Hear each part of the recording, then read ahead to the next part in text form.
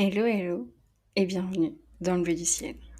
Aujourd'hui, on se retrouve pour un épisode spécial qui est un bilan de cette première saison, surtout des 20 premiers épisodes de ce podcast. C'est un peu un anniversaire et pour moi une célébration, puisque j'ai réussi pendant 20 semaines à poster un épisode chaque jeudi et ça, j'en suis fière. Fière d'avoir réussi à m'y tenir, mais aussi d'avoir écrit, enregistré, monté, planifié et fait la promotion de 20 épisodes. Cette célébration est pour moi l'occasion de vous faire un bilan. Pourquoi j'ai commencé, les défis que j'ai rencontrés, les 5 épisodes qui ont eu le plus d'écoute, vous donner aussi quelques chiffres clés, mais aussi quelles ont été les leçons que j'ai apprises grâce à ce podcast. Tout d'abord, pourquoi est-ce que j'ai commencé le podcast ? Ça fait un moment que je cherche un média pour m'exprimer, pour partager mes passions, mes expériences et m'exprimer sur divers sujets. J'ai par le passé déjà essayé plusieurs médias, comme le blog, YouTube, Facebook. Ces médias ne m'ont jamais convaincue à 100%. Et aujourd'hui, je crois avoir trouvé le bon média pour m'exprimer, le podcast.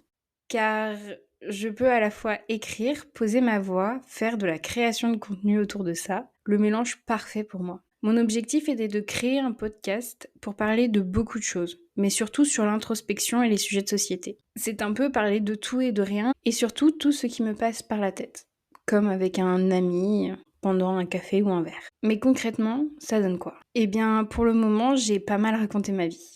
On va pas se mentir. Je vis une période de transition qui m'amène à me poser pas mal de questions. J'ai donc parlé du fait que je me sentais perdue face au monde professionnel, je me suis interrogée sur mes études, je vous ai parlé de ma remise de diplôme et de l'impact qu'elle a eu sur moi. En plus de ça, je vous partage ce que j'aime et comment je prends soin de moi. Je vous ai également partagé des moments plus compliqués comme l'épisode que j'ai raté et les leçons que j'ai apprises grâce à ça.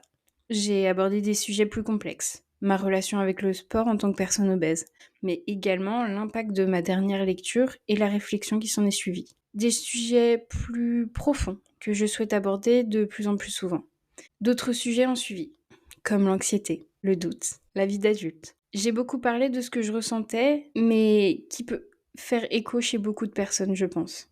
Je n'ai pas forcément de réponse à mes questionnements, mais j'essaie toujours de relativiser et d'y apporter une explication claire et des éléments de réponse. Et je crois que c'est ce qui me plaît. Alors que représente le podcast pour moi ?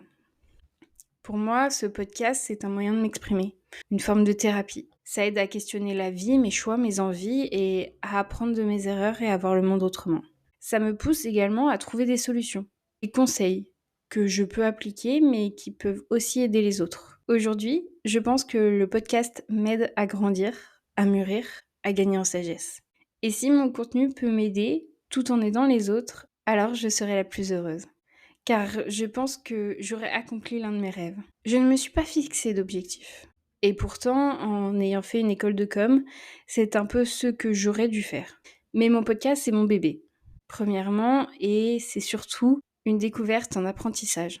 Je n'avais pas vraiment envie de devoir me concentrer sur des objectifs et des chiffres à atteindre. Je voulais prendre le temps d'apprendre, de m'amuser, de créer avant de me fixer des objectifs. Et il y a peu, j'ai commencé à chiffrer mes objectifs. Cette première saison est aussi un outil, une base de travail afin de m'améliorer et de bonifier le podcast. Cette première saison, je la chéris. Première parce que c'est une première fois. Ce qui veut dire que c'est un inconnu, une découverte, un apprentissage, et ça n'a pas de prix. Ensuite, elle m'a mise au défi, celui de créer, celui de faire face à tous les imprévus, parce que laissez-moi vous dire que j'en ai eu quelques-uns. Un micro mal branché, un fichier qui disparaît, un logiciel de montage qui n'en fait qu'à sa tête, quelques galères qui m'ont montré que tout finissait toujours par s'arranger.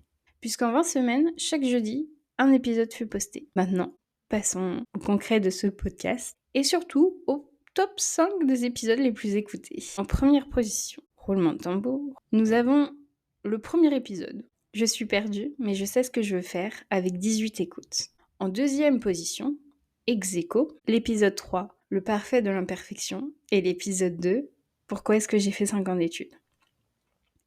Pour la quatrième place, nous avons ex aequo toujours, l'épisode 9, l'anxiété, et l'épisode 6, ma révélation.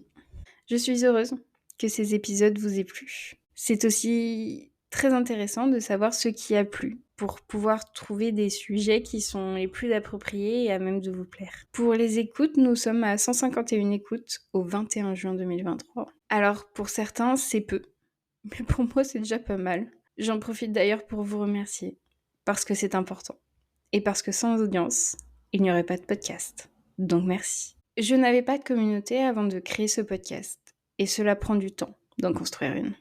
Ce qui prend également du temps, c'est de construire son podcast. Je sais que mon podcast n'est pas parfait, mais je trouve que je me suis déjà bien améliorée, et ça ne fait que commencer. Puisque je prévois pas mal de changements pour la saison 2.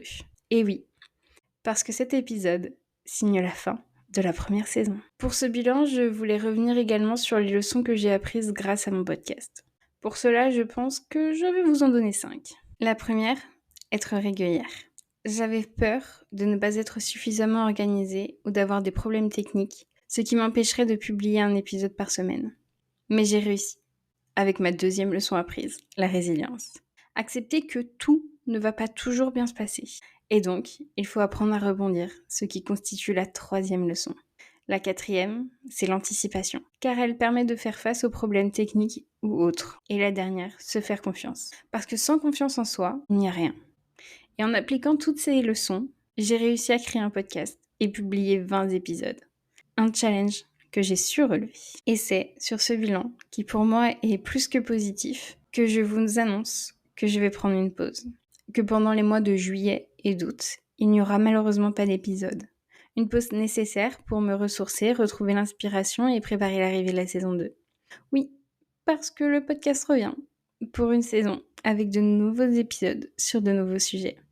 Et je tenais à vous remercier. Vous remercier de m'écouter, que ce soit pour un épisode ou plusieurs. Merci de faire partie de cette communauté et d'écouter ce podcast et de le faire vivre.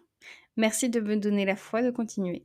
Sur ces doux mots, je vous souhaite une bonne journée, une bonne semaine, de bonnes vacances et à la rentrée. PS, si cet épisode vous a plu, n'hésitez pas à lui laisser une note sur votre plateforme d'écoute. Ciao!